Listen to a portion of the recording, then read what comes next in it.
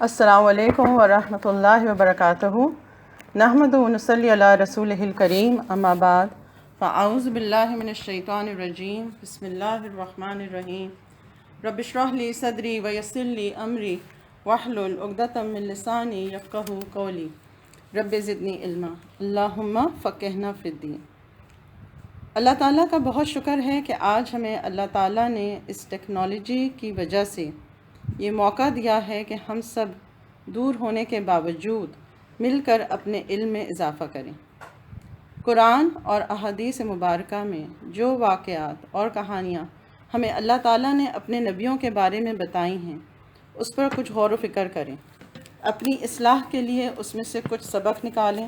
اور اپنے عمل کو ان عظیم الشان ہستیوں کی طرح کر کے اپنی زندگی کے مقصد کو پورا کر سکیں۔ انبیاء علیہم السلام وہ مقدس ہستیاں ہیں جنہیں اللہ تعالیٰ نے بنی نوع انسان کی رہنمائی کے لیے چن لیا۔ انہوں نے پاکیزہ زندگی گزاری، مشکل حالات میں لوگوں کی مخالفت کے باوجود اللہ تعالیٰ کے دین پر عمل کیا اور لوگوں کو بھی نیکی کی طرف بلایا اور برائیوں سے روکا۔ اللہ تعالیٰ نے ان انبیاء کی کہانیوں کو قرآن میں بیان کر تا قیامت ان واقعات کو محفوظ کر لیا تاکہ ہر دور میں ان واقعات سے سبق لیا جا سکے۔ اللہ تعالیٰ کا تمام انسانیت پر عظیم احسان ہے کہ ہمارے پیارے نبی حضرت محمد صلی اللہ علیہ وسلم کو رحمت للعالمین بنا کر بھیجا اور ان کے ذریعے قرآن کریم جیسی جلیل القدر کتاب سے نوازا، جو کتاب رحمت اور ہدایت ہے، اور اس کے ذریعے انسان کو عالم غیب کی وہ خبریں بیان کی جو صرف اللہ رب العزت کی طرف سے وحی کے ذریعے ہی مل سکتی تھی۔ سورہ ہود آیت 49 میں تِلْکَ مِنْ أَنْبَاءِ الْغَیْبِ نُوحِیہَا إِلَیْکَ مَا کُنْتَ تَعْلَمُهَا أَنْتَ وَلَا قَوْمُکَ مِنْ قَبْلِ هَٰذَا فَاصْبِرْ إِنَّ الْعَاقِبَةَ لِلْمُتَّقِینَ۔ اے نبی صلی اللہ علیہ وسلم، یہ غیب کی خبریں ہیں جو ہم آپ کی طرف وحی کر رہے ہیں۔ اس سے پہلے یہ خبریں نہ آپ جانتے تھے اور نہ ہی آپ کی قوم، اس لیے آپ صبر کرتے رہیے، یقین مانیے کہ بہترین انجام متقیوں کے لیے ہے۔ اللہ تعالیٰ نے انسانیت کو سیدھا راستہ دکھانے کے لیے بہت سے نبی اور رسول علیہم السلام بھیجے، جن کی صحیح تعداد صرف اللہ سبحانہ و تعالیٰ ہی کو معلوم ہے۔ اللہ تعالیٰ نے ہر دور، ہر بستی، ہر علاقے، ہر قوم میں اپنے انبیاء علیہ السلام کو بھیجا اور ان کا انتخاب بھی انہی انسانوں میں سے ہی کیا جو انہی کی زبان میں ان کو اللہ تعالیٰ کا پیغام پہنچاتے تھے تاکہ قوم پیغام کو سمجھ کر اس پر عمل کر سکے۔ وَمَا أَرْسَلْنَا مِن رَّسُولٍ إِلَّا بِلِسَانِ قَوْمِهِ لِيُبَيِّنَ لَهُمْ، اور ہم نے ہر رسول کو اس کی قوم کی زبان میں ہی بھیجا ہے تاکہ وہ انہیں اچھی طرح کھول کر بات سمجھائے۔ اللہ تعالیٰ اپنے بندوں پر بہت مہربان ہیں، اسی لیے وہ چاہتے ہیں کہ ہم اپنی اس زندگی کو ضائع نہ کریں، بلکہ اس طرح کے کام اور عمل کریں جو ہماری اس دنیا کے لیے بھی فائدہ مند ہوں اور آخرت میں بھی وہ عمل ہمیں فائدہ پہنچائیں۔ اس لیے اللہ تعالیٰ اپنے انبیاء اور رسولوں کے ذریعے کتابیں اور صحیفے بھی بھیجے تاکہ انبیاء کے جانے کے بعد ہم پیغام کو نہ بھولیں۔ کچھ خاص قانون اور قاعدے جن کو ہم شریعت کہتے ہیں وہ بھی ہمیں سکھائے۔ نبی کا لفظ جو ہے وہ نبا سے ہے، جس کا مطلب ہے خبر دینا، غیب کی خبریں دینے والا۔ جو نبی خاص شریعت لے کر آتا ہے اپنی خاص قوم پر، وہ رسول کہلاتا ہے۔ جیسے حضرت موسیٰ علیہ السلام آئے تھے قوم بنی اسرائیل کے لیے اور ان کو تورات کی صورت میں خاص شریعت دی گئی، وہ رسول تھے، اور ان کے بھائی ہارون علیہ السلام ان کی مدد کے لیے آئے، وہ نبی تھے، انہوں نے موسیٰ علیہ السلام کے پیغام کو پہنچانے میں مدد دی۔ اور رسولوں کی بھی تعداد جو ہے وہ کئی حدیثوں میں 313 یا 315 آتی ہے، لیکن صحیح تعداد اللہ ہی جانتا ہے۔ اور اس میں خاص طور پر 5 اولو العزم رسولوں کا ذکر آتا ہے، جس میں نوح علیہ السلام، ابراہیم علیہ السلام، موسیٰ علیہ السلام، عیسیٰ علیہ السلام اور محمد صلی اللہ علیہ وسلم کے نام آتے ہیں۔ وَلَقَدْ بَعَثْنَا فِي كُلِّ أُمَّةٍ رَسُولًا أَنِ اعْبُدُوا اللَّهَ وَاجْتَنِبُوا الطَّاغُوتَ، اور البتہ تحقیق ہم نے بھیجا ہر امت میں ایک رسول تاکہ وہ انہیں یہ سمجھائے کہ اللہ کی عبادت کرو اور طاغوت بتوں کی عبادت سے بچو۔ انبیاء علیہ السلام وہ مثالی ہستیاں ہیں جن کا طرز زندگی، اخلاق و کردار بہترین تھا۔ اسی وجہ سے اللہ رب العزت نے ان کے واقعات کو قرآن کریم میں بار بار مختلف انداز میں پیش کیا۔ جب ہم اللہ تعالیٰ سے ایاک نعبد و ایاک نستعین کہہ کر اپنی وفاداری کا یقین دلاتے ہوئے کہتے ہیں کہ ہم صرف آپ کی عبادت کرتے ہیں اور صرف آپ ہی سے مدد مانگتے ہیں، اور اللہ تعالیٰ آپ ہمیں اہدنا الصراط المستقیم، سیدھا راستہ دکھا دیں، صراط الذین انعمت علیہم، ان لوگوں کا راستہ جن پر اللہ تعالیٰ آپ نے انعام کیا۔ تو اللہ تعالیٰ خود ہی قرآن میں ہمیں بتاتے ہیں کہ انعام یافتہ لوگ دراصل کون ہیں۔ وَمَن يُطِعِ اللَّهَ وَرَسُولَهُ فَأُولَٰئِكَ مَعَ الَّذِينَ أَنْعَمَ اللَّهُ عَلَيْهِم مِّنَ النَّبِيِّينَ وَالصِّدِّيقِينَ وَالشُّهَدَاءِ وَالصَّالِحِينَ وَحَسُنَ أُولَٰئِكَ رَفِیقًا۔ جو لوگ اللہ اور اس کے رسول کی اطاعت کریں گے وہ ان لوگوں کے ساتھ ہوں گے جن پر اللہ نے انعام فرمایا، یعنی انبیاء علیہ السلام اور صدیقین اور شہداء اور صالحین۔ کیسے اچھے ہیں یہ رفیق، دوست جو کسی کو میسر آئیں۔ اب ہم دیکھتے ہیں کہ اللہ تعالیٰ نے ان انبیاء علیہ السلام کے جو واقعات قرآن میں بیان کیے اور نبی صلی اللہ علیہ وسلم کو بتایا، اس سے ان کا کیا مقصد تھا، کیونکہ اللہ تعالیٰ نے انبیاء علیہ السلام کے قصے اور واقعات قرآن کریم میں بیان کر کے سب سے پہلے ہمارے نبی محمد صلی اللہ علیہ وسلم کو پچھلے انبیاء کے احوال سے باخبر کیا، کیونکہ وحی آنے سے پہلے نبی صلی اللہ علیہ وسلم ان واقعات سے بے خبر تھے۔ اور پھر آپ کو یہ بتانا بھی مقصود تھا اور تسلی دینا تھی کہ آپ صلی اللہ علیہ وسلم سے پہلے بھی کئی انبیاء گزرے ہیں جن پر اللہ تعالیٰ کی طرف سے وحی کی گئی تھی، اور ان کی قوم کے لوگوں نے ان کو جھٹلایا اور تکلیفیں دیں اور پریشان کیا اور اللہ تعالیٰ کے احکام کو ماننے سے انکار کیا۔ پھر کس طرح سے اللہ تعالیٰ نے اپنے انبیاء علیہ السلام کی مدد کی، ان کی دعاؤں کو سنا، ان کی غیب سے مدد کی، اور آخر میں ہمیشہ حق کو کامیابی ہوئی اور صبر کے بعد باطل کو شکست ہوئی۔ پھر رہتی دنیا تک انسانوں کے لیے یہ بیسٹ آف دا ایگزامپلس بتا کر ہم لوگوں کو ان واقعات پر کہ ہم ان پہ غور کریں اور اس سے نصیحت حاصل کریں۔ فَقْصُصِ الْقَصَصَ لَعَلَّهُمْ يَتَفَکَّرُونَ، اے نبی لوگوں کے سامنے واقعات بیان کیجئے تاکہ یہ غور و فکر کریں۔ ہم انسانوں کے لیے سب سے بڑا سبق ہے کہ ہم موت و زندگی کی حقیقت کو سمجھیں۔ تبارک الذی بیدہ الملک وہو علی کل شیء قدیر الذی خلق الموت والحیاۃ لیبلوکم ایکم احسن عملا وہو العزیز الغفور۔ نہایت بزرگ و برتر ہے وہ ذات جس کے ہاتھ میں ہے کائنات کی سلطنت اور وہ ہر چیز پر قدرت رکھتا ہے، جس نے موت اور زندگی کو پیدا کیا تاکہ تم لوگوں کو آزمائیں کہ تم میں سے کون زیادہ اچھا عمل کرنے والا ہے، اور وہ زبردست بھی ہے اور بہت بخشنے والا بھی ہے۔ ہمارے لیے یہ جاننا بہت ضروری ہے کہ ہم کہاں سے آئے ہیں، یہاں اس دنیا میں کیوں رہ رہے ہیں، ہماری زندگی کا مقصد کیا ہے، یہاں سے آگے کہاں جانا ہے، اس دنیا کی حقیقت کیا ہے، اور اگلے جہاں میں ہمارے لیے کیا جزا یا سزا ہے، کیونکہ ربنا ما خلقت ھذا باطلا۔ تو جو لوگ اللہ کی نشانیوں پر غور و فکر کرتے ہیں وہ بے اختیار بول اٹھتے ہیں کہ اے ہمارے رب، یہ سب کچھ آپ نے بے فضول اور بے مقصد نہیں بنایا ہے۔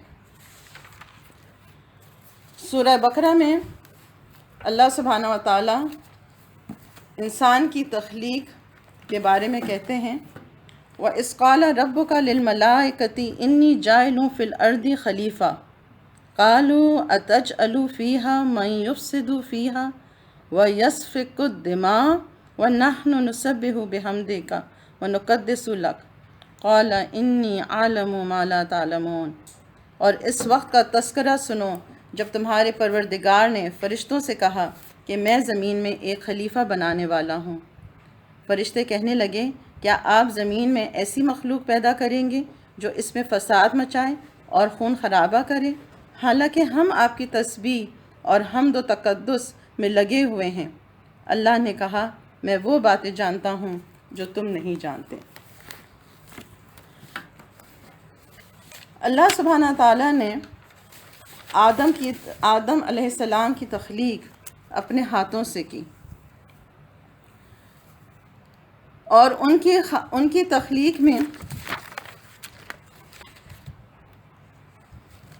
تخلیق میں 4 مرحلے تھے۔ سب سے پہلے اللہ سبحانہ تعالیٰ نے زمین کے ہر حصے سے مٹی اکٹھی کی، اور وہ پہلا مرحلہ کہلاتا ہے تراب، یعنی کہ خشک مٹی کو اکٹھا کیا گیا، اور اس میں ہر رنگ کی مٹی جمع کی گئی اور ہر قسم کے علاقے سے مٹی لی گئی، یعنی کہ رنگ کے اعتبار سے سفید، سرخ، سیاہ اور درمیانی رنگوں کی مٹی، جس کی وجہ سے انسانوں کے رنگ بھی وہی ہیں، اور ہر طرح کے علاقے سے، جیسے نرم مٹی ہوتی ہے، پتھریلی، ریتیلی، سخت قسم کی مٹی، اور اسی کی وجہ سے انسانوں کا مزاج بھی مختلف ہے، نرم مزاج، سخت مزاج، اسی طرح ان کی جیسے ہم کہتے ہیں نا کہ جینس مختلف ہے۔ تو اللہ سبحانہ تعالیٰ نے زمین سے مٹی اکٹھا کی، اور وہ بھی مختلف رنگوں کی اور مختلف علاقوں کی، تاکہ دنیا میں کئی قسم کے لوگ ہوں، ایک ویرائٹی آف پیپل ہو۔ وہ اس لیے نہیں کیا گیا کہ ایک کوئی خاص مٹی دوسری سے بہتر ہے یا کمتر ہے، لیکن اس کا مقصد یہ تھا کہ ہم سب ایک آدم باپ کی اولاد ہیں اور سب ایک ہی مٹی کے خمیر سے بنے ہیں، لیکن ایک ویرائٹی کے طور پر کہ ہر انسان ایک مختلف سانچے میں ڈھلا گیا ہے۔ جب اللہ سبحانہ تعالیٰ نے خشک مٹی کو جمع کیا تو اس کے بعد دوسرا مرحلہ تین کہلاتا ہے، یعنی کہ مٹی کے اندر پانی ڈالا گیا، اور پھر اس کو بھی کچھ عرصے کے لیے چھوڑ دیا گیا۔ جب وہ مٹی گوندھی ہوئی جو ہے، اس کے کچھ عرصے بعد جب وہ کافی عرصے رکی تو اس کو جو تیسرا مرحلہ ہے وہ حمائم مسنون کہلاتا ہے، یعنی کہ وہ ایک کیچڑ کی شکل ہو گیا۔ جب بہت عرصے گوندھی ہوئی مٹی پڑی رہی تو اس میں بدبو پیدا ہو گئی، اور اسی لیے وہ ایک کیچڑ کی طرح بدبودار بن گئی۔ اور پھر اللہ تعالیٰ نے آدم علیہ السلام کا سانچہ ڈھالا، اور پھر وہ جب سانچہ بن گیا تو اس کو پھر خشک ہونے کے لیے کئی عرصے تک کے لیے چھوڑ دیا گیا، اور جب وہ خشک ہو کر کھن کھن بولنے لگا تو اس کو سلسال کہتے ہیں۔ سورہ ہجر میں اللہ سبحانہ تعالیٰ فرماتے ہیں وَإِذْ قَالَ رَبُّكَ لِلْمَلَائِكَةِ إِنِّي خَالِقٌ بَشَرًا مِّن صَلْصَالٍ مِّن حَمَإٍ مَّسْنُونٍ، جب آپ کے رب نے فرشتوں سے فرمایا کہ میں انسان کو کالی بدبودار کھنکھناتی مٹی کے سوکھے گارے سے پیدا کرنے والا ہوں، لہٰذا جب میں اسے پورا بنا لوں اور اس میں اپنی روح پھونک دوں تو تم سب اس کے آگے سجدہ ریز ہو جانا۔ بس تمام فرشتوں نے سجدہ کیا۔ اب تھوڑا سا ہم یہ سوچتے ہیں کہ اللہ سبحانہ تعالیٰ نے زمین کی مٹی سے انسان کو پیدا کیا تو اس کا کیا مقصد تھا؟ اللہ چاہتے تو وہ جنت کی بھی مٹی لے سکتے تھے، لیکن اس کی خاص وجہ یہ ہے کہ انسان اپنے اوریجن کو نہ بھولے کہ وہ مٹی سے پیدا ہوا ہے، ساری زندگی مٹی سے نکلی غذا کھاتا ہے اور مر کر بھی مٹی ہی میں مل جاتا ہے۔ زمین کی مٹی پر بیٹھ کر انسان میں تکبر نہ آئے، کیونکہ اگر انسان میں تکبر آ جائے اور وہ اپنے خیال میں اپنے آپ کو اونچی شے سمجھنے لگ جائے تو پھر اس کا انجام بھی برا ہوگا۔ پھر خاص طور پر بدبودار اور کیچڑ کا ذکر آیا ہے، کیونکہ آدم علیہ السلام کے بعد باقی انسان نطفے سے پیدا ہوتے ہیں، اس میں بھی بدبو ہوتی ہے۔ اور اگر ہم غور کریں کہ انسان کے پسینے میں بدبو ہے، منہ میں دانت نہ صاف کرے تو منہ اور سانس میں بدبو شامل ہو جاتی ہے، نہ نہائے تو جسم سے بدبو آنے لگتی ہے، جو بلغم ریشہ جسم سے نکلتا ہے اس میں بھی بدبو ہے، جو ہوا خارج ہوتی ہے جب ہم واش روم جاتے ہیں اس میں بدبو شامل ہے۔ تو انسان پھر کسی چیز پر فخر نہیں کر سکتا۔ مرنے کے بعد دفنایا نہ جائے تو بدبو آنے لگتی ہے، اس وجہ سے اس میں فخر کی کوئی گنجائش نہیں رہتی۔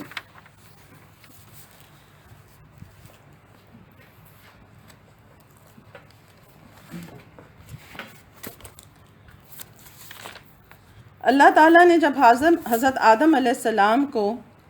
جمعے کے دن اپنے ہاتھ سے انسانی صورت میں پیدا فرمایا تو اس کے بعد کچھ مدت تک مٹی کے بنے ہوئے ایک جسم کی صورت میں پڑا رہنے دیا۔ فرشتے اور ابلیس اسے دیکھ کر خوف زدہ ہوتے۔ ابلیس گزرتے ہوئے سے ٹھوکر مارتا، جس کی وجہ سے ایسی آواز پیدا ہوتی جس طرح مٹی کے بنے ہوئے برتن سے کسی چیز کے ٹکرانے کے بعد پیدا ہوتی ہے۔ اس لیے وہ کہتا، اللہ نے انسان کو ٹھیکری جیسے بجنے والی مٹی سے پیدا کیا ہے۔ ابلیس ایک مرتبہ موقع پا کر حضرت آدم علیہ السلام کے منہ کی طرف سے بدن میں داخل ہوا اور دوسری طرف سے نکل گیا اور فرشتوں سے کہنے لگا، اس سے مت ڈرو، یہ آدم علیہ السلام اندر سے بالکل کھوکھلا ہے، اگر مجھے اس پر قابو پانے کا موقع ملا تو میں اسے ضرور گمراہ کر دوں گا۔ اب ایک اور بھی خیال آتا ہے کہ جب اللہ سبحانہ تعالیٰ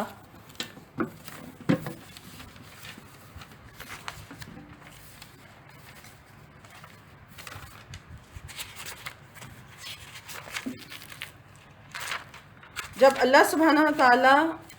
خالق کائنات ہیں اور وہ ایک جب نئی تخلیق کو پیدا کرنے والے ہیں، تو اس میں کیا وجہ ہے کہ انہوں نے فرشتوں کو یہ بتایا کہ میں ایک نئی مخلوق کو پیدا کرنے والا ہوں؟ اس سے کیا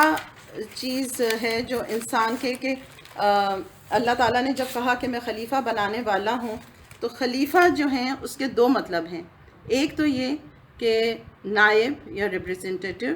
اور دوسرا خلف سے مطلب ہے کہ جنریشن آفٹر جنریشن، ایک کے بعد ایک آنے والا، کیونکہ کوئی بھی انسان تا قیامت زندہ نہیں رہتا، بلکہ نسل در نسل لوگ آتے ہیں اور چلے جاتے ہیں۔ اگرچہ اللہ رب العالمین ہے، لیکن انہوں نے فرشتوں کو یہ بات اس لیے بتائی تاکہ جب وہ مجسمہ بنانے لگیں تو فرشتے جو ہیں پریشان نہ ہوں یا حیران نہ ہوں، بلکہ وہ اس چیز کو پہلے سے جانتے ہوں کہ اللہ تعالیٰ کیا کرنے والا ہے۔ اگر ہم اس سے اپنی زندگی میں سبق لیں کہ کئی دفعہ ایسا ہوتا ہے کہ گھر کے بڑے کچھ فیصلہ کرتے ہیں اور بعض وقت وہ نہیں سمجھتے کہ بچوں کو یا دوسروں کو یہ بات شیئر کرنے کی ضرورت ہے، تو یہ ایک غلط طرز عمل ہے۔ کہیں پہ بھی کوئی بھی اگر ہم کوئی بڑا کام کرنے لگے ہیں، اگر ہم سمجھیں کہ گھر میں ایک دعوت ہی کرنا چاہتے ہیں، تو ہمیں چاہیے کہ ہم اپنے بچوں کو پہلے سے پریپیئر کریں کہ کل ہمارے گھر میں دعوت ہے، and they should not be taken by surprise, کیونکہ اس طرح اگر بعض وقت ہم کبھی سرپرائز کرتے ہیں تو پھر لوگوں کے ریئیکشن مختلف ہو سکتے ہیں۔ لیکن اگر آپ ایک چیز پہلے سے بتاتے ہیں اور لوگ اس چیز کے لیے پریپیئر ہوں تو ان کے اندر زیادہ ایکسیپٹنس آتی ہے۔ اور اللہ تعالیٰ اتھارٹی ہونے کے باوجود اللہ سبحانہ تعالیٰ نے ان سے مشورہ نہیں لیا، لیکن ان کو ایک طرح سے اطلاع دی۔ اور پھر دوسرا یہ سوال پیدا ہوتا ہے کہ فرشتوں نے یہ کیوں کیا، یہ کیوں کہا کہ وہ فساد پھیلانے لگیں گے؟ کیونکہ مفسر قرآن حضرت عبداللہ بن عباس رضی اللہ تعالیٰ عنہ نے فرمایا، حضرت آدم علیہ السلام کی تخلیق سے تقریباً 2000 سال پہلے اللہ تعالیٰ نے زمین پر جنوں کو آباد کیا تھا۔ جب جنات زمین پر فساد پھیلانے لگے اور آپس میں قتل و غارت کرنے لگے تو اللہ تعالیٰ نے ابلیس کو، جو جنات کا باپ تھا، فرشتوں کے ساتھ زمین پر بھیجا کہ وہ جنات کو سمندروں اور جزیروں کی طرف بھگا دیں۔ ابلیس اگرچہ خود بھی جنات کی نسل سے تھا، لیکن کثرت عبادت کی وجہ سے اللہ تعالیٰ نے اسے فرشتوں کا ساتھ دیا، جس کی وجہ سے اس میں غرور و تکبر پیدا ہو گیا، اور اس نے یہ سمجھا کہ جو اس کو رتبہ ملا ہے وہ اس کو ڈیزرو کرتا ہے۔ تو اللہ سبحانہ تعالیٰ اگر ہمیں کوئی پوزیشن یا کوئی اتھارٹی دیتے ہیں تو یہ اللہ کا ہم پر ایک خاص کرم ہوتا ہے۔ ہم کو دنیا میں جو بھی نعمتیں ملی ہیں اس کے اوپر ہمیں غرور اور فخر یا تکبر نہیں کرنا چاہیے، بلکہ اس کو اللہ تعالیٰ کی نعمتیں سمجھنا چاہیے۔ پھر اللہ سبحانہ تعالیٰ نے جس وقت آدم علیہ السلام کو مجسمہ بنایا تو ان کا قد 60 ہاتھ لمبا تھا، یعنی کہ جسے ہم کہتے ہیں کہ 90 فیٹ تھا۔ جب ہم کہتے ہیں نا ہاتھ، تو اس کا مطلب ہوتا ہے کہ انگلیوں سے لے کے ایلبو تک کا فاصلہ، تو وہ تقریباً 1.5 فٹ آتا ہے۔ تو جب ہم کہتے ہیں کہ آدم علیہ السلام کا قد 60 ہاتھ لمبا تھا، تو اس کا مطلب کہ وہ 90 فیٹ تھے۔ یہ ہماری امیجنیشن سے باہر ہے، لیکن اگر ہم دیکھیں تو ان کو پھر عمر بھی 1000 سال کی تقریباً ملی تھی۔ تو اللہ سبحانہ و تعالیٰ نے ان کو جب پیدا کیا تو اس کے بعد سے لے کے آج تک پھر آہستہ آہستہ مخلوق کے قد میں کمی ہوتی رہی ہے اور عمر میں بھی کمی ہوتی رہی، یہاں تک کہ موجودہ صورت میں آ گئے، اور نبی صلی اللہ علیہ وسلم نے فرمایا کہ میری امت کی عمر تقریباً 60 سے 70 سال ہوگی۔ آدم علیہ السلام جو ہیں ان کی جو اسکن تھی وہ ڈارک کلر تھی، اور آدم کا مطلب ہی عربی زبان میں ٹینٹ اسکن ہے، اور اللہ تعالیٰ نے ان میں روح جو ہے سر کی طرف سے پھونکی، کیونکہ سب سے افضل چیز اللہ نے انسان کو جو دی ہے وہ عقل ہے، جس کی وجہ سے وہ اشرف المخلوقات کہلاتا ہے۔ اور جس وقت اللہ تعالیٰ نے ان کو علمی برتری دی اور ان کو مختلف چیزوں کے نام سکھائے، تو ان کی جو ہے جسے کہتے ہیں کہ عقل جو ہے وہ روشن ہو گئی، پھر روح جو ہے وہ آنکھوں تک آئی، تو انہوں نے چاروں طرف جنت کے پھل دیکھے۔ ہاتھوں میں زندگی آئی تو انہوں نے اپنے ہاتھ پھیلائے اور چیزوں کو پکڑنے کی کوشش کی۔ جب روح پیٹ تک پہنچی تو انہیں بھوک محسوس ہوئی، حالانکہ ابھی تک روح پاؤں تک نہیں پہنچی تھی، اور ایک دم انہوں نے اٹھ کر ان کو پکڑنا چاہا جو پھل ان کو نظر آئے۔ تو اللہ سبحانہ تعالیٰ کہتے ہیں خلق الانسان من عجل، انسان جو ہے وہ جلد باز مخلوق ہے، کیونکہ وہ جو نعمتیں سامنے دیکھتا ہے اس کو فوری طور پر حاصل کرنا چاہتا ہے، اور اسی وجہ سے یہ جو دنیا ہے یہ بھی کون سی ہے؟ عجلت والی ہے، جلد ملنے والی ہے، اور آخرت جو ہے وہ اجل ہے، وہ بعد میں ملنے والی ہے۔ لیکن ہم سب جو ہیں آج کی دنیا پر زیادہ فوکس ہیں، کیونکہ ہم چاہتے ہیں کہ ہماری ہر محنت کا ہمیں جلدی پھل ملے، ہم فوراً اس کا پھل کھا لیں۔ حالانکہ ہم دیکھتے ہیں کہ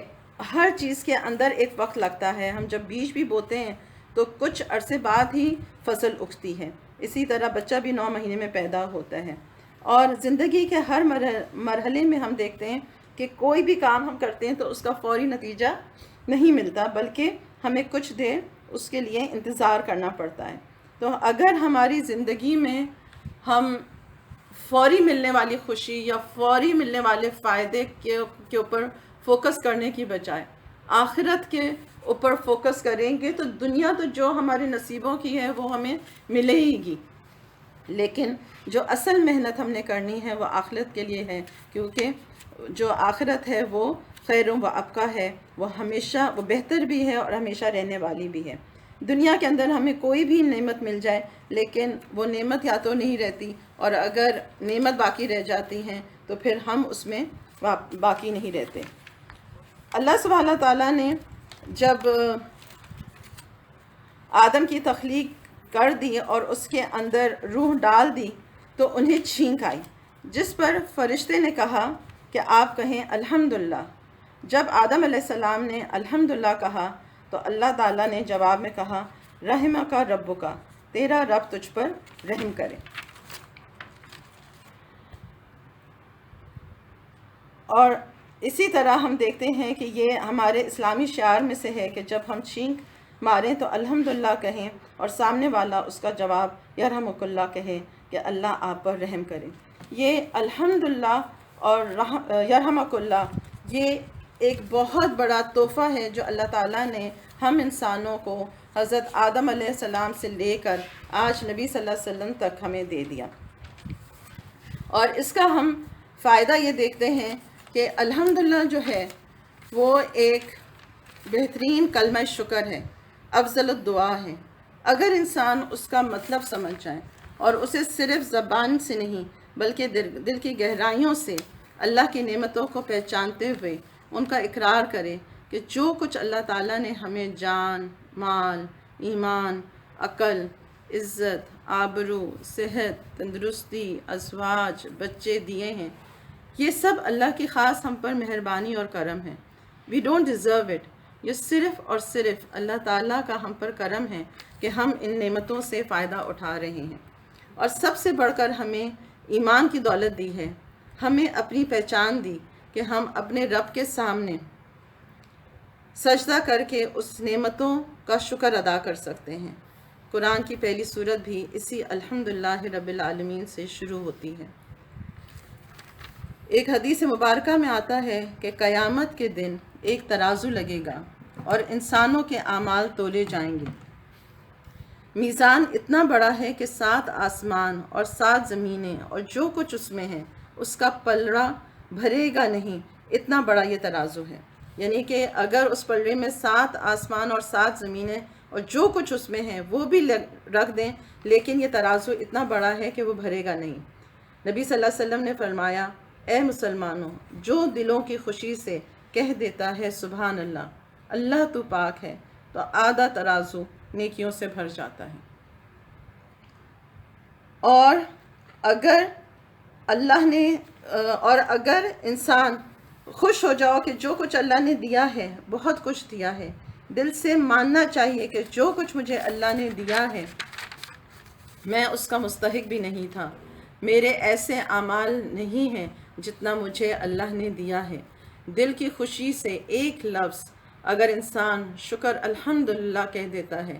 تو اللہ تیری ہی تعریف ہے، تیرا ہی شکر ہے، یہ کہنے سے ترازو کے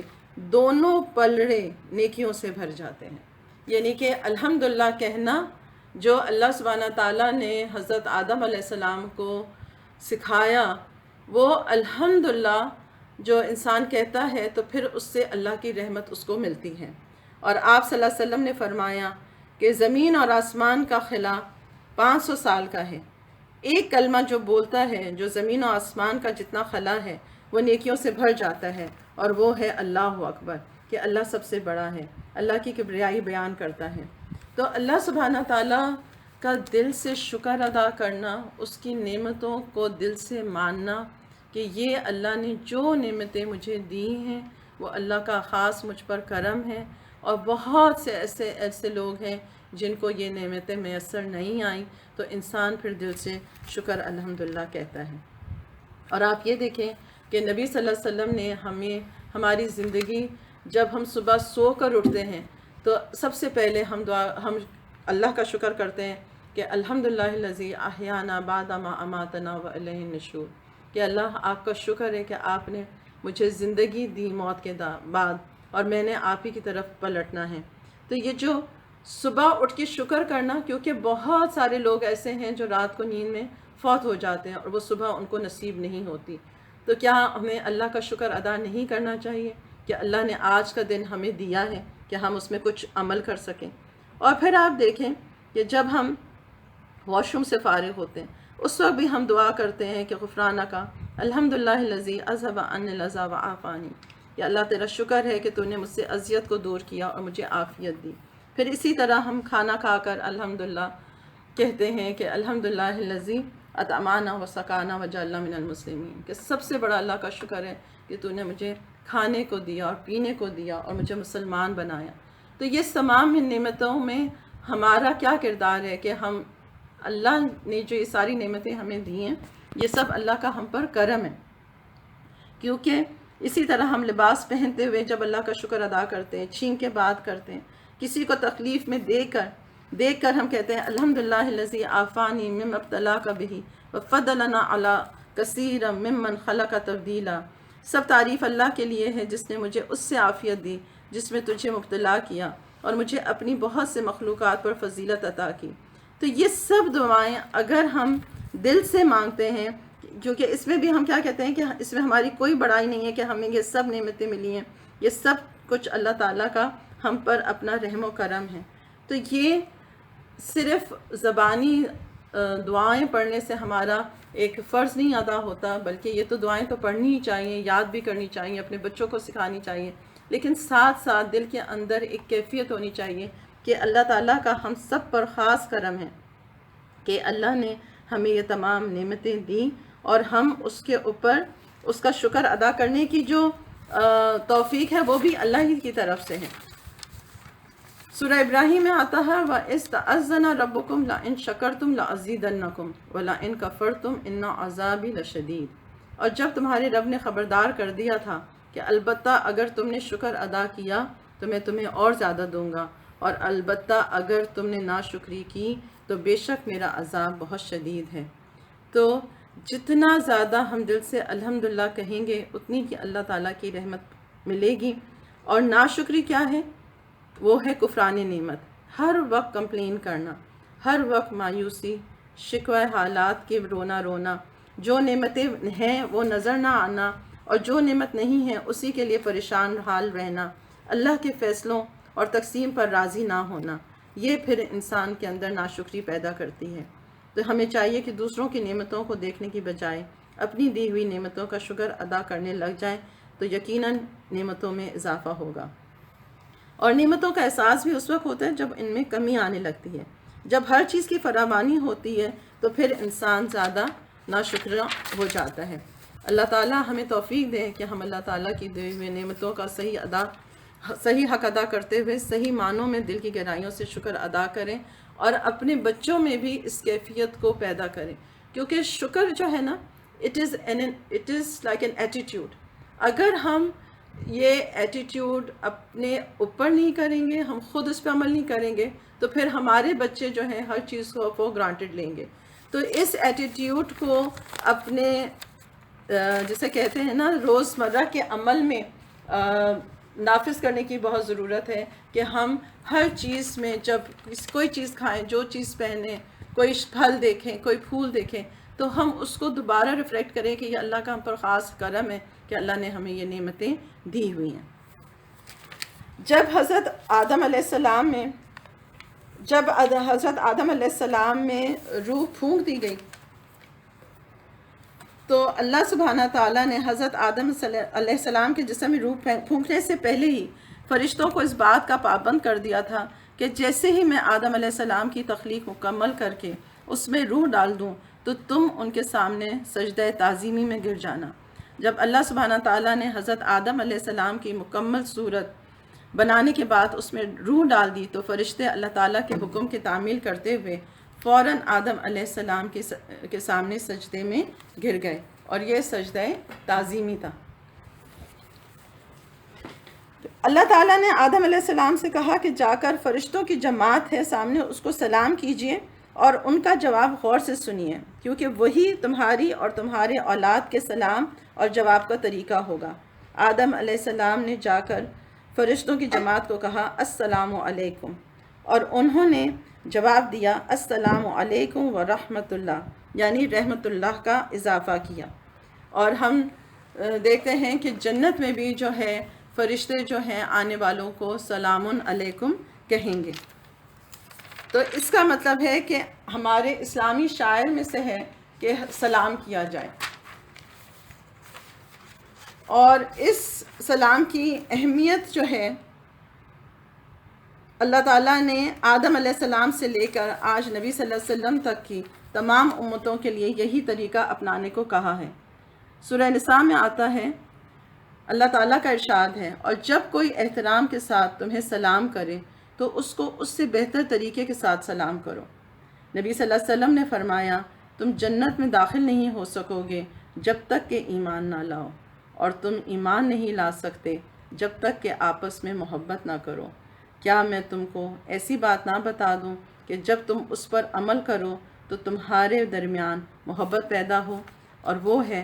آپس میں سلام کو عام کرو۔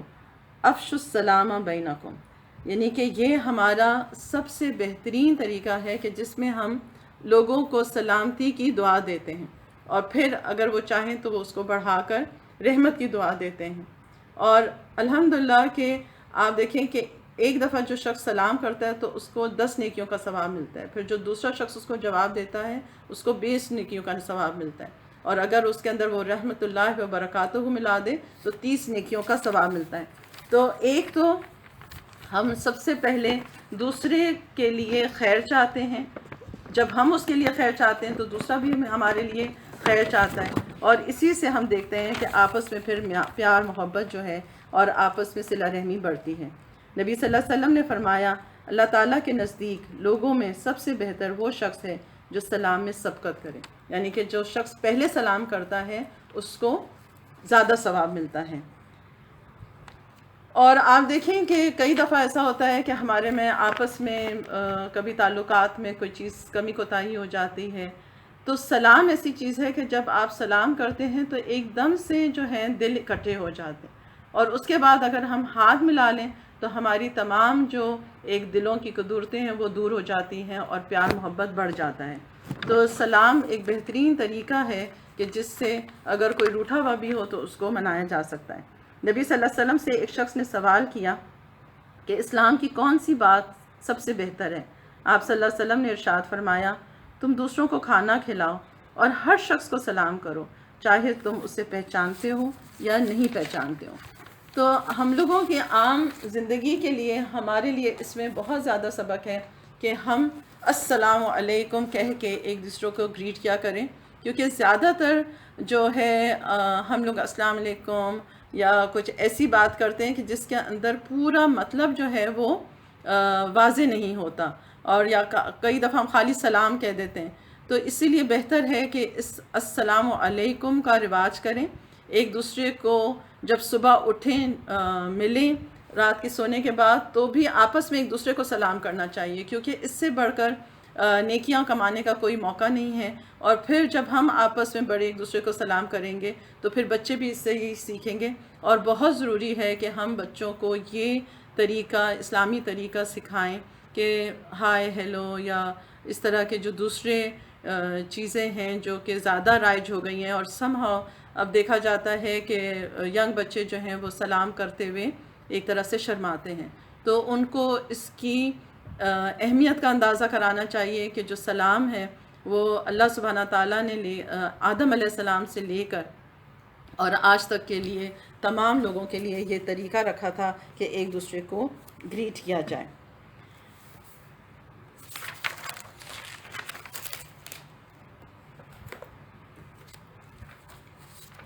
اب ہم یہ دیکھتے ہیں کہ اللہ سبحانہ تعالیٰ نے جب آدم علیہ السلام میں جب روح پھونک دی اور فرشتوں نے اس کو سجدہ کیا تو ابلیس نے جو ہے وہ سجدے سے انکار کر دیا۔ وَإِذْ قُلْنَا لِلْمَلَائِكَةِ اسْجُدُوا لِآدَمَ فَسَجَدُوا إِلَّا إِبْلِيسَ أَبَىٰ وَاسْتَكْبَرَ وَكَانَ مِنَ الْكَافِرِينَ۔ اور جب ہم نے فرشتوں سے کہا کہ آدم کو سجدہ کرو تو ابلیس شیطان کے علاوہ سب فرشتوں نے سجدہ کیا، اور ابلیس نے سجدہ کرنے سے انکار کر دیا اور تکبر کیا۔ جب اللہ تعالیٰ نے فرشتوں کو حکم دیا کہ حضرت آدم علیہ السلام کو سجدہ کرو تو تمام فرشتوں نے اللہ تعالیٰ کے حکم کی تعمیل میں سجدہ کیا ہے۔ ابلیس چونکہ کثرت عبادت کی وجہ سے فرشتوں کے ساتھ رہتا تھا، لہٰذا اسے بھی فرشتوں کے ساتھ حضرت آدم علیہ السلام کو سجدہ کرنے کا حکم دیا گیا، مگر ابلیس حضرت آدم علیہ السلام کی عزت و فضیلت دیکھ کر حسد کرنے لگا اور تکبر کرتے ہوئے انہیں سجدہ کرنے سے انکار کر دیا۔ اللہ رب العزت نے اس سے سجدہ نہ کرنے کی وجہ پوچھی تو اس نے جواب دیا کہ میں آدم علیہ السلام سے بہتر ہوں۔ اللہ تعالیٰ نے فرمایا، اے ابلیس، تجھے سجدہ کرنے سے کس چیز نے روکا جبکہ میں نے تجھے حکم دیا تھا؟ اس ابلیس نے کہا، میں اس آدم علیہ السلام سے بہتر ہوں، آپ نے مجھے آگ سے پیدا کیا اور اس کو مٹی سے پیدا کیا۔ پھر سورہ الحجر میں آتا ہے، بس تمام فرشتوں نے سجدہ کیا سوائے ابلیس کے، اسے سجدہ کرنے والوں کا ساتھ دینے سے صاف انکار کر دیا۔ اللہ نے پوچھا، اے ابلیس، تجھے کیا ہوا کہ تو سجدہ کرنے والوں میں شامل نہ ہوا؟ اس ابلیس نے کہا، میں ایسے انسان کو سجدہ نہیں کر سکتا جسے آپ نے سڑی ہوئی کنکھناتی مٹی سے پیدا کیا ہے۔ تو اب ہم یہ دیکھتے ہیں کہ اللہ سبحانہ تعالیٰ کہ اس نے حکم کو جو نہیں مانا اس کے پیچھے اس کی کیا سائیکی تھی، کہ ہم یہ دیکھتے ہیں کہ جس وقت آدم علیہ السلام کا مجسمہ ہی بنا تھا تو ایک طرح سے اس کو آدم علیہ السلام سے حسد اور دشمنی محسوس ہوئی، حالانکہ ابھی آدم علیہ السلام جو ہیں ان کو یعنی کہ زندگی بھی نہیں ملی تھی۔ اور پھر ہم یہ دیکھتے ہیں کہ اس حسد اور اس کی وجہ سے کہ جب اللہ نے ان کو یعنی کہ پیدا کیا اور ان کو اشرف المخلوقات کی وہ دی، کیونکہ اللہ سبحانہ تعالیٰ نے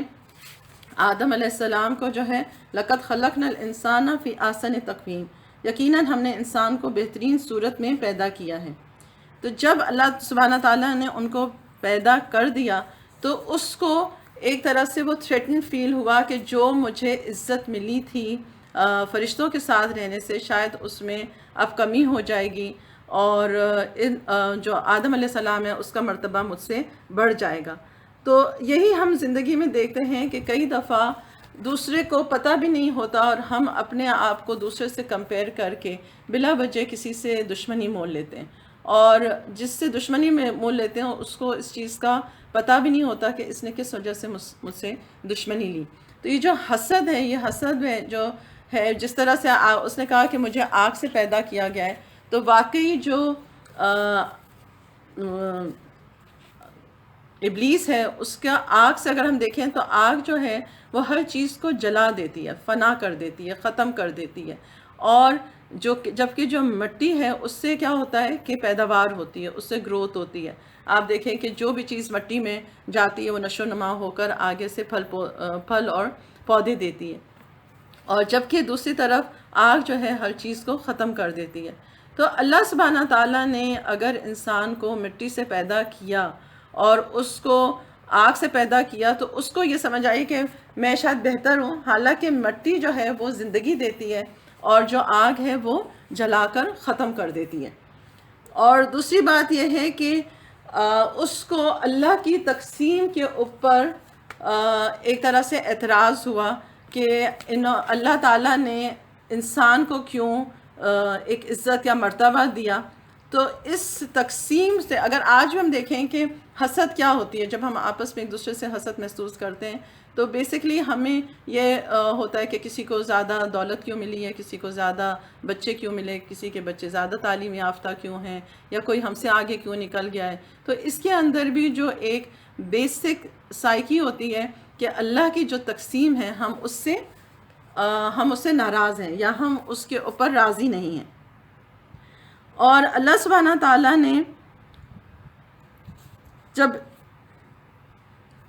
ابلیس نے اللہ تعالیٰ کی نافرمانی کرتے ہوئے حضرت آدم علیہ السلام کو سجدہ کرنے سے انکار کر دیا تو اللہ رب العزت نے اس کا مقام و مرتبہ چھین کر قیامت تک کے لیے اسے ملعون و مردود قرار دے کر جنت سے نکل جانے کا حکم دے دیا۔ تو اس نے اللہ کا حکم نہ مان کر جو اس کو عزت اور مرتبہ ملا تھا وہ اس مرتبے سے بھی چلا گیا۔ تو ہمیں یہ دیکھنا چاہیے کہ جو چیز ہمیں ملی ہے ہم اس کی قدر کریں، اس کو ویلیو کریں، نہ کہ دوسروں کو دی گئی ہوئی نعمتوں کو دیکھ کر جب ہم کمپلین کرتے ہیں اور ہم اللہ کے سامنے شکوہ شکایت کرتے ہیں کہ مجھے وہ چیز نہیں ملی، تو وہ جو ہمارے پاس نعمت ہوتی ہے وہ بھی ہم سے نکل جاتی ہے یا ختم ہو جاتی ہے۔ تو اس وجہ سے بہت ضروری ہے کہ ہم اپنا رویہ اس دنیا میں ابلیس کے طریقے پہ نہ رکھیں، کیونکہ حسد بھی جو ہے وہ بھی ایک آگ کی طرح ہے۔ اور پھر آپ دیکھیں کہ جب انسان کے اندر حسد آتی ہے تو پھر اس کے ساتھ اس کو غصہ آتا ہے اور وہ چاہتا ہے کہ وہ دوسرے سے وہ چیز نعمت کو لے لے، اور یہی ابلیس کا رویہ رہا کہ اس نے چاہا کہ اللہ تعالیٰ نے جو یہ نعمت انسانوں کو دی ہے وہ اس سے چھن جائے، لیکن اللہ سبحانہ تعالیٰ نے وہ نعمت جو اس کو درجہ دیا تھا اللہ نے اس سے وہ چھین لی۔ سورہ الحجر میں آتا ہے اللہ تعالیٰ نے فرمایا اے ابلیس تو یہاں جنت سے نکل جا، بے شک تو مردود ہے، بلا شبہ قیامت کے دن تک تجھ پر میری لعنت برستی رہے گی۔ اسی طرح سورہ الاعراف اللہ نے فرمایا تو یہاں جنت سے اتر جا، اس لیے کہ تجھے کوئی حق نہیں کہ تو یہاں جنت میں رہ کر تکبر کرے، لہٰذا تو نکل جا، بے شک تو ذلیلوں میں سے ہے۔ سورہ الاعراف آیت 18 اللہ نے فرمایا کہ یہاں سے ذلیل و خوار ہو کر نکل جا، لہٰذا ان انسانوں میں سے جو بھی تیرا کہنا مانے گا میں ضرور تم سب سے جہنم کو بھر دوں گا۔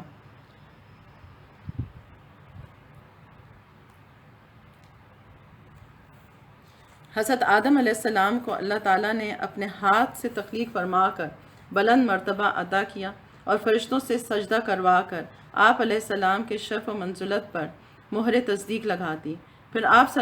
علیہ السلام آدم علیہ السلام کو مختلف چیزوں کے نام سے کھا کر فرشتوں پر علمی برتری ثابت کی۔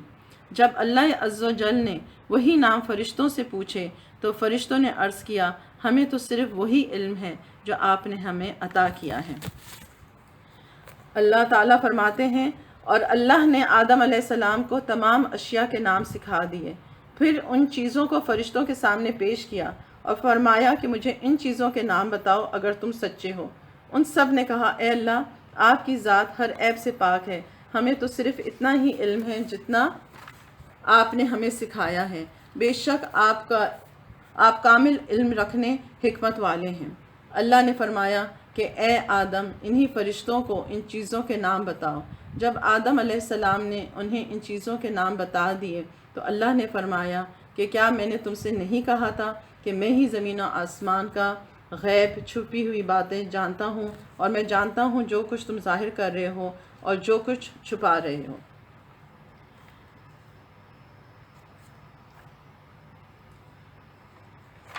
تو یہاں ہم دیکھتے ہیں کہ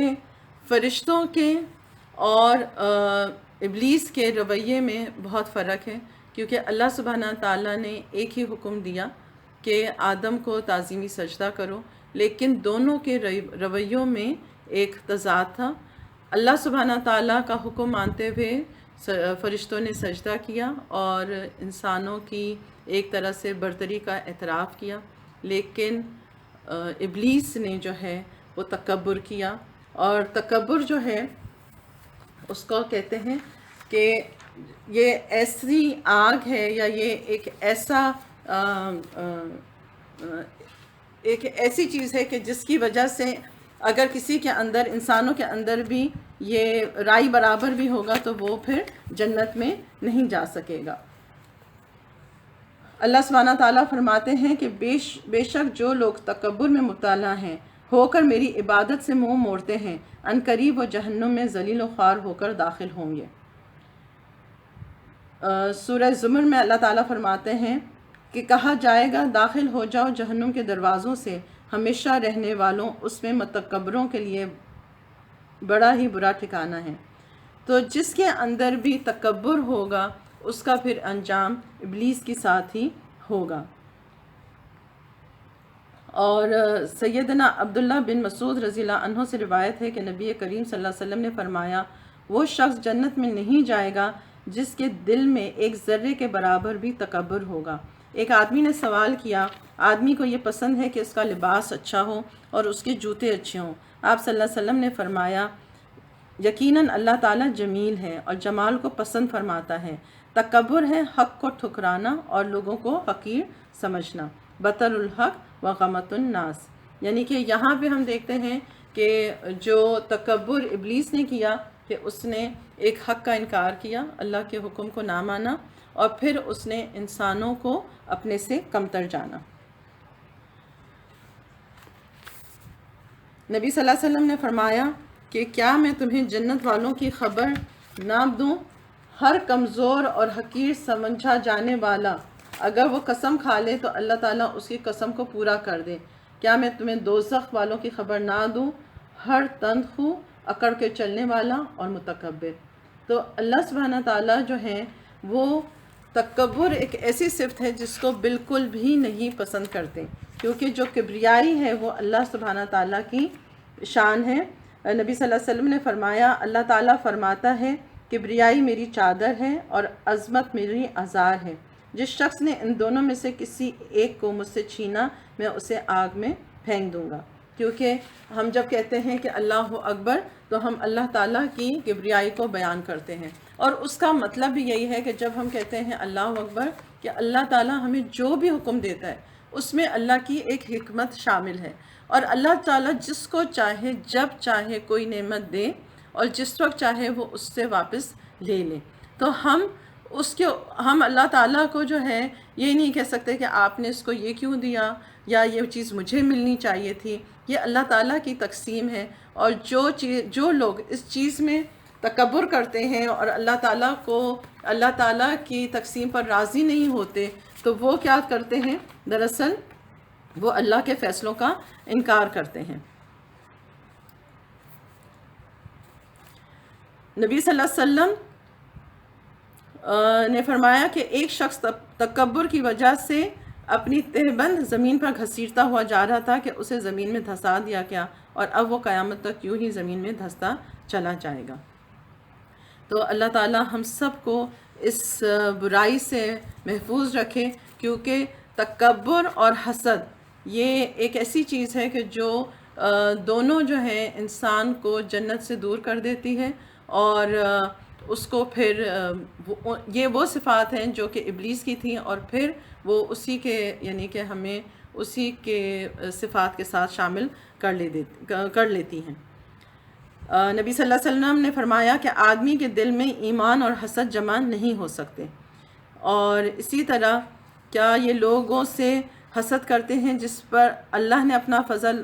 سے عطا کیا ہے، یعنی کہ اللہ تعالیٰ قرآن میں فرماتے ہیں کیا یہ لوگوں سے حسد کرتے ہیں اس پر جو اللہ نے انہیں اپنے فضل سے عطا کیا ہے،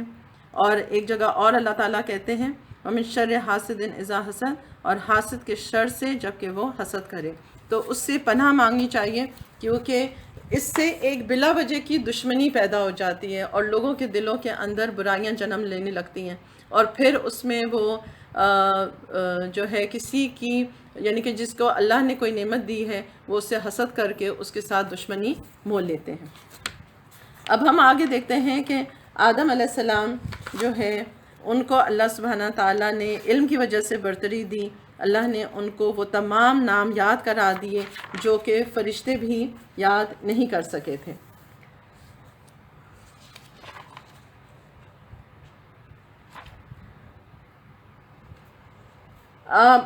جب اللہ سبحانہ تعالیٰ نے حضرت آدم علیہ السلام کو پیدا کیا اور پھر اس کے بعد ان کو جنت میں رہنے کے لیے جگہ دے دی،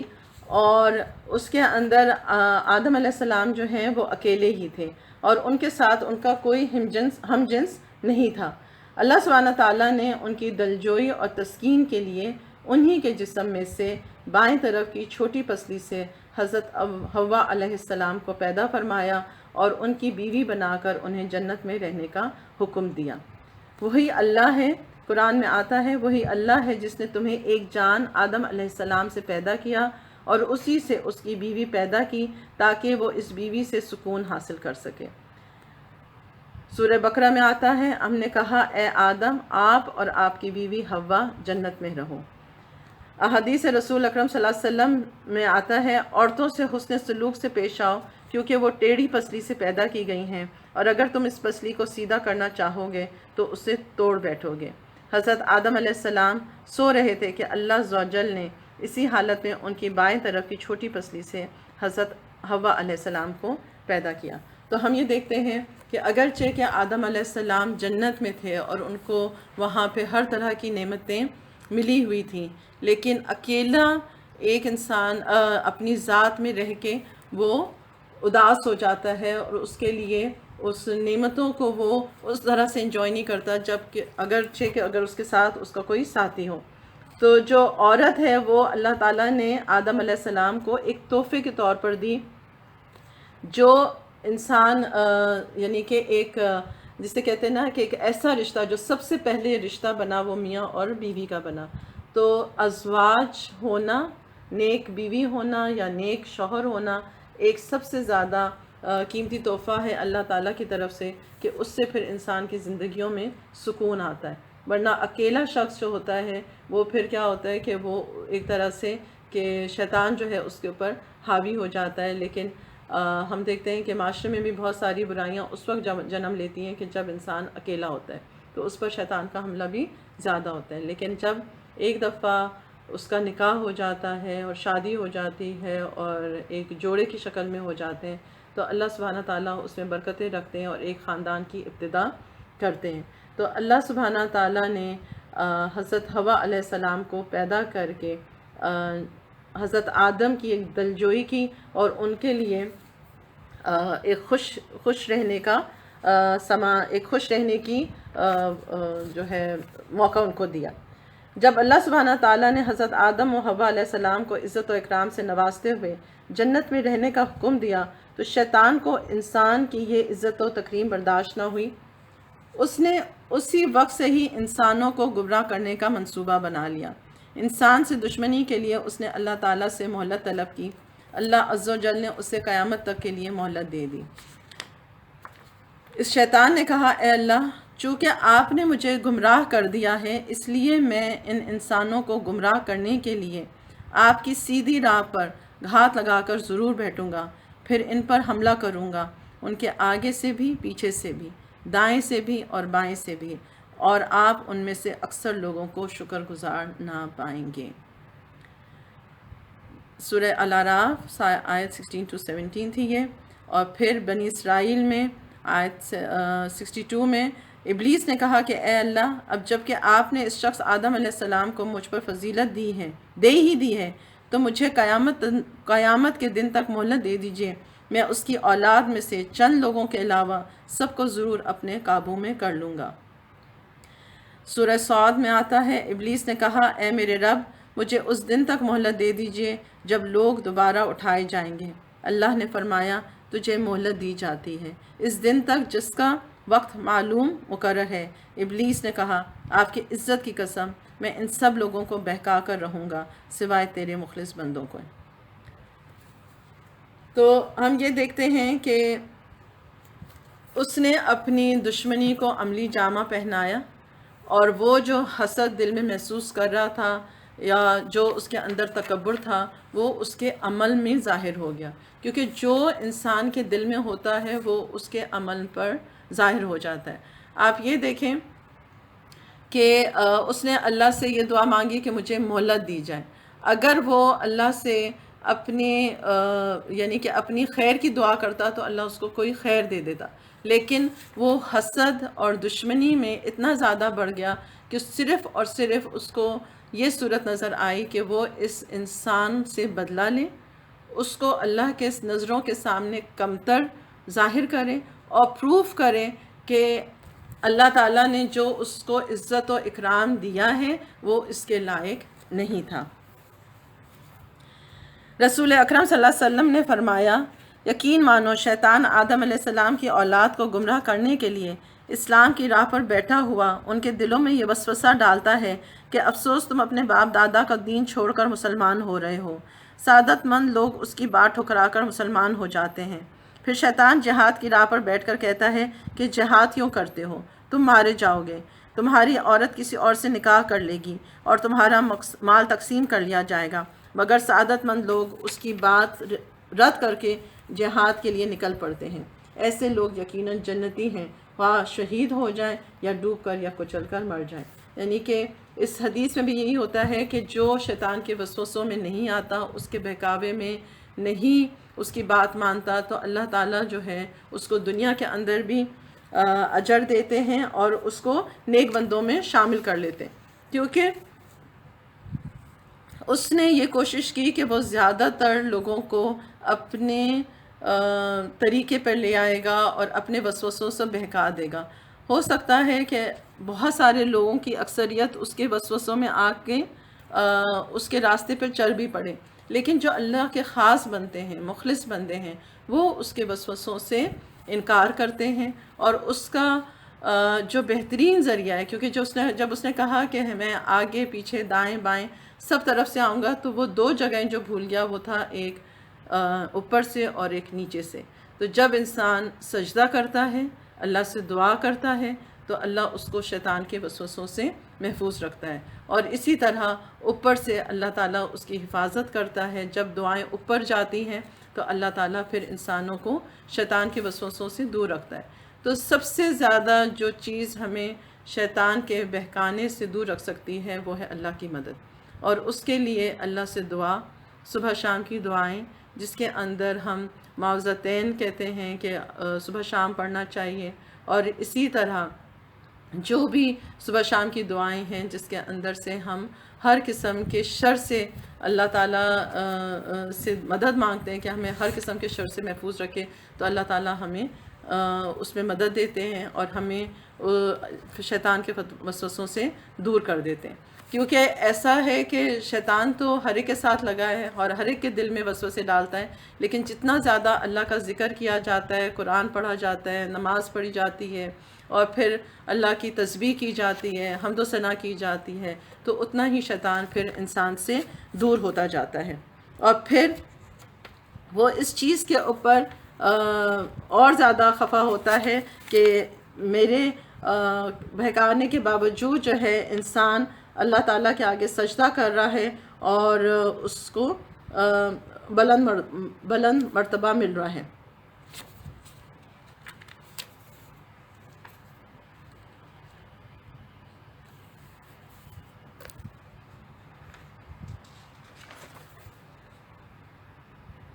تو اللہ سبحانہ تعالیٰ نے ابلیس کو جو ہے وہ مہلت دے دی ہے قیامت تک کے لیے، اور اللہ تعالیٰ نے ابلیس کو قیامت تک کے لیے مہلت دینے کے بعد بنی نوع انسان کو ابلیس کی دشمنی سے آگاہ فرما دیا اور یہ وضاحت کر دی کہ تمہارا سب سے بڑا دشمن شیطان ہے، اس سے بچنے کی ہر ممکن کوشش کرو، یہ بڑا چالاک اور چھپ کر وار کرنے والا ہے، تم اس سے اور اس کے چیلوں کو نہیں سمجھ سکتے لیکن وہ تمہیں دیکھ رہا ہے، تم اس کے چیلوں کو نہیں دیکھ سکتے لیکن وہ تمہیں دیکھ رہا ہے، اس نے تمہارے ماں باپ کو دھوکہ دے کر جنت کی آرام دہ زندگی سے محروم کروا دیا تھا۔ تو اللہ نے فرمایا اے ابلیس جا، ان آدم علیہ السلام کی اولاد میں سے جو بھی تیری پیروی کریں گے تم سب کی سزا جہنم ہی ہے جو پورا بدلہ ہے، اور ان اولاد آدم میں سے جسے بھی اپنی آواز خوشنما الفاظ سے گمراہ کر سکتا ہے کر لے، ان پر اپنے سوار اور پیادے بھی دوڑا، ان کے مال اور اولاد میں بھی اپنا حصہ کر لے، ان میں سے جھوٹے وعدے بھی کر لے، اور ان اولاد آدم سے شیطان کے سارے وعدے محض دھوکہ ہی ہیں۔ اللہ نے فرمایا بے شک میرے مخلص بندوں پر تیرا کوئی زور نہیں چلے گا، اور تیرا رب ان مخلص بندوں کی دستگیری کرنے کے لیے کافی ہے۔